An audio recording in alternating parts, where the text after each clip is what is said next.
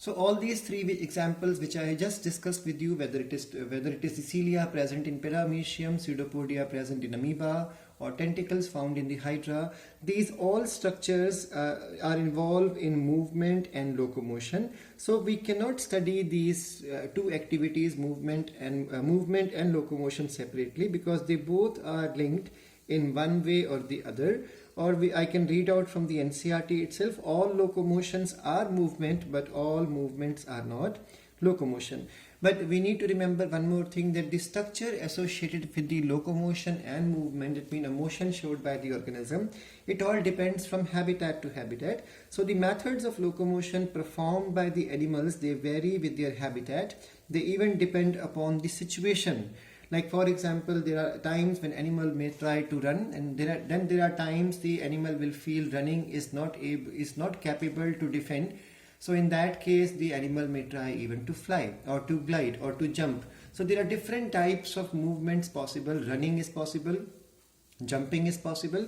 So there are different types of movements possible according to the habitat. Like an organism which is supposed to be aerial is supposed to fly, and the organism which is underwater is supposed to be swimming. So different habitats have evolved different type of locomotory structures and locomotory methods in the animals, as well as the demand of situations also have developed different types of locomotory methods.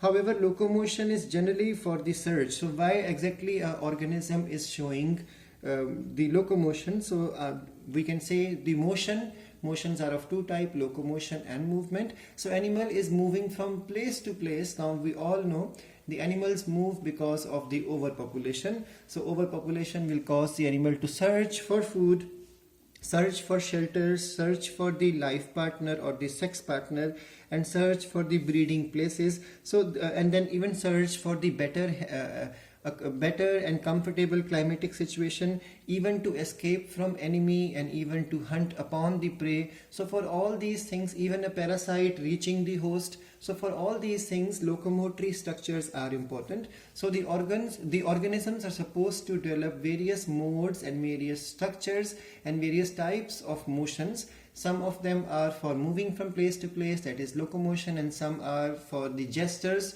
to be produced, and that is the movement. For example, birds are supposed to be singing. Again, it's a type of movement, because the vocal cord is supposed to vocal cords and the bones present are supposed to create the sound.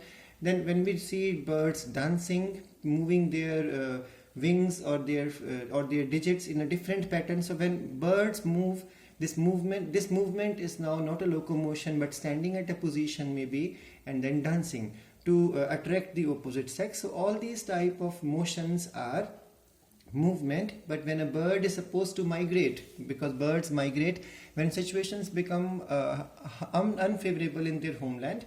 For example, we all know that every year in Rajasthan, Bharatpur National Park or the Bird Sanctuary or Kilado National Park, we all know every year in the month of November, by the month of November, a huge number of migratory birds, they travel trans Himalaya, and they reach the Bharatpur Wildlife Sanctuary or the National Park from Trans-Himalayan region. That means they come from Siberia and China, from a very cold environment in the winters.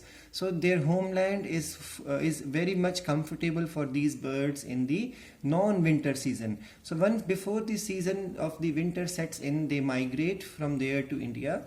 They stay here because the winters are mild here, winters are not so harsh here, and they get good amount of food and the breeding ground. So they raise their families and they go back again in the month of April or in the month of March. So this is how locomotion and movements are even involved with the survival skill of the organism. The organism is able to survive. We all know crocodiles are supposed to go deep into water when it is very hot outside, or you would have seen lizards going into the soil in the desert area during the daytime, and then they come out when the conditions are cool because they want to now bask in the sun. So this is all because the organism is trying to adapt to the change in the climatic situation or the seasonal variation in temperature. So without locomotion or without movement or without showing any motion, these organisms would not be able to show behavioral adaptation, and then they will not survive. So this is the reason why movement and locomotions are so important.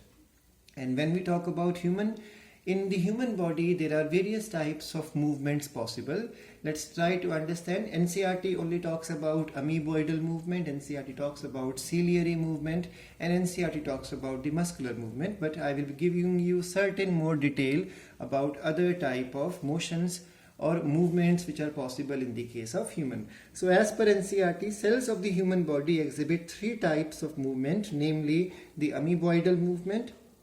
So there are certain cells in the human body which are able to show amoeba-like movement. Amoeboidal stands for amoeba-like movement, and we all know amoeba moves because of pseudopodia. Second is ciliary according to NCERT.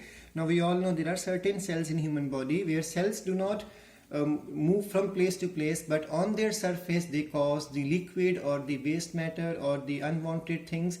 It could be but anything like dust particle also, or a fertilized egg also. So these structures are supposed to be moving on the surface in a duct-like structure. So those are the cilia helping in motion. And NCERT say the third motion possible in human is the muscular movement.